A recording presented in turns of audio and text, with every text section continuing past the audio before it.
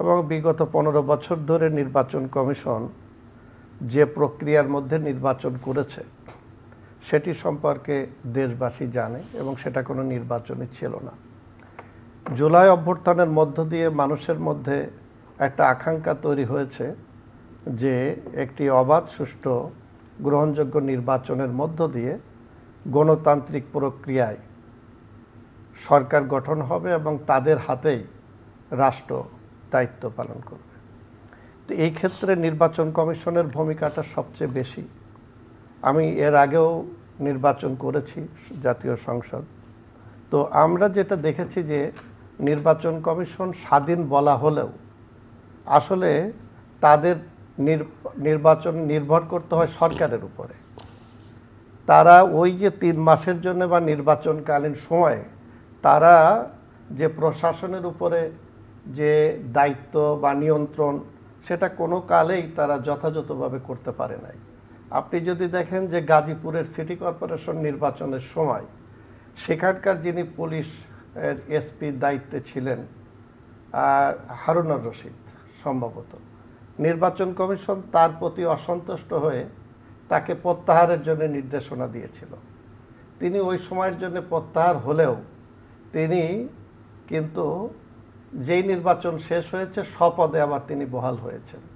এখন এরকম অবস্থা হবে না। এখন আমি আপনাকে যেটা বলছি যে এই যে নির্বাচন কমিশন, তাদের দায়িত্ব হচ্ছে নির্বাচন করা, কিন্তু সরকারের সার্বিক সহযোগিতা ছাড়া একটা সুষ্ঠু নির্বাচন করা তাদের পক্ষে সম্ভব। সিসি গতকাল বলেছেন যে সরকারের পক্ষ থেকে কোনো চাপ নাই, যদি কোনো চাপ হয় তাহলে আমি আপনাকে বলি, এর আগের যত নির্বাচন কমিশনারদের মধ্যে প্রধান নির্বাচন কমিশনার যারা ছিলেন তারা এর থেকে আরও শক্ত কথা বলেছেন, কিন্তু নির্বাচনের মাঠে যাওয়ার পরে আমরা তাদের সেই কথার প্রতিফলনটা পাইনি। তারা সবসময় সেটাকে ডিপেন্ড করেছে। আমরা চাই যে এই বর্তমান যে নির্বাচন কমিশন, সেই কমিশন সফল হবে।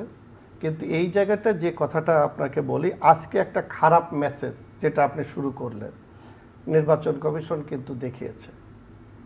কারণ আপনি একটা সীমানা নির্ধারণের বিষয় নিয়ে যখন শুনানির ব্যবস্থা করেছেন, সেই জায়গাটা তো আপনার প্রস্তুতি থাকা উচিত ছিল।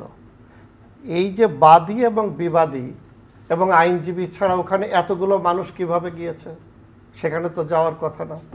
যেখানে শুনানি হচ্ছে 5 জন নির্বাচন কমিশন সহ সেখানে পুরো টিমটা থাকবে, সেই টিমের এতগুলো মানুষ সেখানে অবাধে ঢুকলো এবং তাদের সামনে এই ধরনের মারামারি, হাতাহাতি, একজনকে দেখলাম যে পা দিয়ে পাড়াচ্ছে এবং তারা নির্বিকার। এই ঘটনাটা ঘটতে পারে, এটা তো তাদের ধারণা করা উচিত যে এখানে যখন শুনানি হচ্ছে সেই জায়গাটা তাদের পূর্ব প্রস্তুতি থাকা, এবং সেখানে নির্বাচন কমিশনের মধ্যে যে শৃঙ্খলা বজায় রাখার জন্যে যে দায়িত্ববান যারা, কোনোটাই ছিল না। তার মানে বোঝা যায় যে সরকার এই যে নির্বাচন কমিশন যে দায়িত্ব আজকে পালন করতে যেভাবে নাজেহাল হলো তাদের সামনে, এবং তারা নিজেরাও হয়েছে। তো একটা শুনানি করার ক্ষেত্রে যদি 5 জন সর্বোচ্চ পর্যায়ের এই কমিশনারদের সামনে এই ধরনের ঘটনা ঘটে, সেটা কন্ট্রোল করতে না পারে, তাহলে সারা বাংলাদেশের চিত্রটা কি হবে? এই মেসেজটা তো মানুষের কাছে আজকে চলে গিয়েছে।